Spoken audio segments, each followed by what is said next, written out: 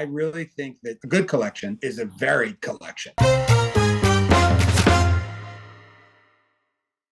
What about you mentioned something earlier, circling back around to different mediums and the different things. Like obviously there was the sculptures, tons of kinetic art. Well, really there wasn't tons, but there was some kinetic art there. There was, painting, watercolors. When people think of art, traditionally the first thing I think of is obviously on the wall, and then you start moving around to these big sculptures or big pieces that you're like, okay, that is not going in a room that the kids can get to.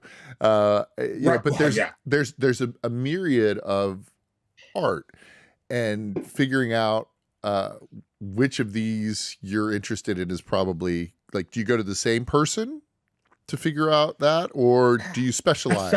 That's such a good question, and a tough question. I have so many collectors who collect polar opposite things.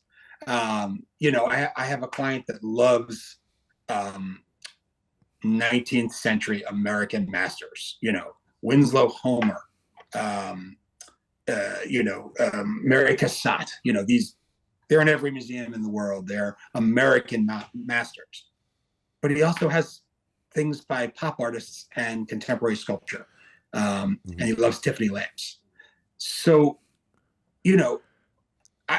I never sort of try and pigeonhole someone into, we should just collect kinetic sculpture. We should just collect pointillism. We should just connect African-American art.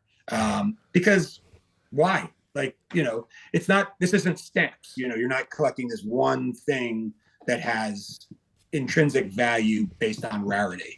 Not that there's anything wrong with stamp collecting, though, right? Not there's anything wrong with stamp. I wish I had been a stamp dealer. Framing these things is a real pain in the neck. It's very expensive. But stamp is one binder that you get at Staples. And you stick them in there, and then you put it in a drawer. They immediately have value. You know that they're worth at least what they're printed. Yes, exactly. Yeah. Although the forever stamp, I think, has ruined that forever. But yeah, no, I really think that a good collection is a varied collection.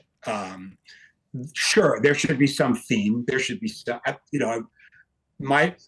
like painting, or two-dimensional art. So my collection is going to be of painters from the 50s and 60s who were women or whatever. That's fine, because even in those subgroups, you still have a large gamut. There are a lot of artists out there. Yeah. Sure. From unknown to known. Hey, thanks for watching The Merge. We've got a ton more stuff for you to watch on YouTube, on Instagram, on TikTok, everywhere. Check us out.